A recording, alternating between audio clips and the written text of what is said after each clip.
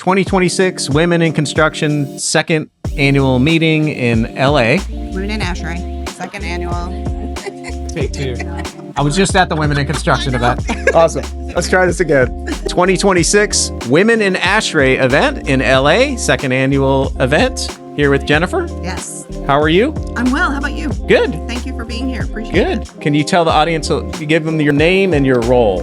My name is Jen Leach. I'm a longtime ASHRAE member in the Baltimore chapter. I'm currently on the steering committee for this conference, and I will be co-chairing the conference with Tiffany Abruzzo in Baltimore next year. Nice. So we're going to talk a little bit about that, but beforehand, let's talk about how this thing got started, because I understand are you credited as the founder or one of the founders? I get a lot of credit. Great. I wasn't We're going right to the source. I know, that's right. I wasn't the only person, but I was certainly the squeaky wheel. Right. I had approached former society president and said, hey, I think we need to have an affinity group for women. And he said, I'm not really sure what we need that for. Not in a disrespectful, challenging Just way. like a guy. Know? So we went and we did it in the Baltimore chapter. Right. And then I took it to my friends in the National Capital chapter, which is right down the road. We made it a huge success. People were calling me, emailing me all the time saying, how do we do this in my chapter? And that summer I went to the open session at the board meeting and said, look, y'all, we need to invest some energy in these affinity groups, specifically for women in ASHRAE, because there's a need for it. Right. So then I chaired an ad hoc for women in ASHRAE. We figured out how we were going to implement it into membership promotion. And we've been having the breakfast and happy hour at the winter and annual meetings. And then from there, this whole conference. It just grew. Now, for people watching, because they didn't see what I just saw, 300 people are here. That's if you've ever tried to start a it's not really grassroots, but it kind of is, because it's an offshoot and it requires you're in LA, which is a lot of travel for a lot of people. So to get 300 people to an event like this means it was really needed or wanted, or you know what I mean? Absolutely. So the need is there. Women are significantly underrepresented in the built environment, particularly on the engineering side. So we want to have a space where like-minded individuals exist.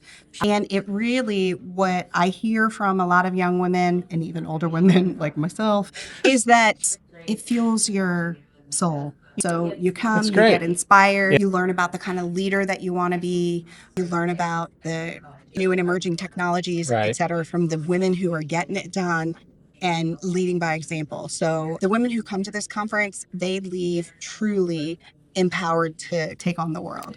And it's fantastic. And that's worth everything, because I recently was at our Ambient Women in Construction event, which is my first experience with, I guess it'll be kind of a cool get together, but the power of the coming together and the networking, like finding your tribe kept coming to my head. And I feel like that's here too. Oh, we are represented here. We got some power here. You know, that kind of feeling of, because I don't know what it's like to be in a conference. Well, I do now because I was just in there, but I don't know what it's like to be in a conference room all the time where there's 2 women and 12 guys. You know, it's got to be a little, not, I don't know if it's uncomfortable, but maybe it is uncomfortable. I don't know. Well, we were, Tiffany Abruzzo, who is co-chairing the Baltimore Symposium with me next year, we have decided that we're going to take this to an allyship place next year, so include more men.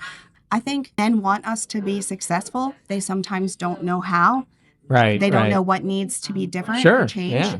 And I'm a firm believer that what's good for women is good for men. So we're learning about leadership styles and diversity of thought and all of these kinds of things that are really important for our business success holistically, not just because it's good for women. No, it's funny you say that, because the feeling I got and watching, we had just had 2 keynotes in there, which were unbelievable. They were really good. And the feeling I got was this is good for the whole industry, not just for, because at first I was like, oh, this is a women's thing, but it's really not just that. It's not. Like when you're better as a niche part of a big organization, it makes the whole organization better. I don't know if I'm saying that right. We're lifting everyone up, right? We're taking the bar and raising it a little bit. Right. And not, so many people think that diversity initiatives are about lowering the bar. No, we're not lowering the bar. We're raising the bar.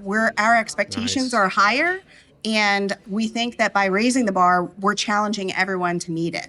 So it's really the opposite of the sales pitch that has traditionally been DEI initiative. So Love it. we're excited about it. Like you said, it's great energy. And I think it's going to be even more fantastic to take it home to Baltimore, where we took the challenge and started this initiative about 12 years ago. Tell us about that and how people are watching. If they're not here, they missed this year. How do they get involved so they can make it to it? So it's in Baltimore. It's in Baltimore. Do we have a rough time, date, month yet? Boy, I ought to have memorized that. I'm sorry, but it's about the same time. It's the second week, second Monday, Tuesday in April. I think it's the 13th, 14th. That sounds about right. Sure, right. And it's going to be a similar format. So come in. On a Sunday evening, kick it off with a welcome party on Sunday evening, have a full day on Monday, and I call it 2/3 of a day on Tuesday. So it leaves the opportunity for people to come in, explore Baltimore. It's a great time of the year. Early spring could be warm. Who knows? You don't know yet. But it's going to be a very similar format to what we have here as far as timing. And it was very easy to find. I just typed in women in ASHRAE and it popped right up. It's on the ASHRAE website. That's right. On the ASHRAE website, we do have a steering committee in place. So we probably have most of the help that we need in order to plan for the conference. But anybody who wants to support us financially, please reach out to me or Tiffany. We've got some great sponsors for this event. Thank you very much for the work that you've done. Thank you, Ambient, my employer. That's right. So for anybody else who really sees the value in what we're doing here, we need your support.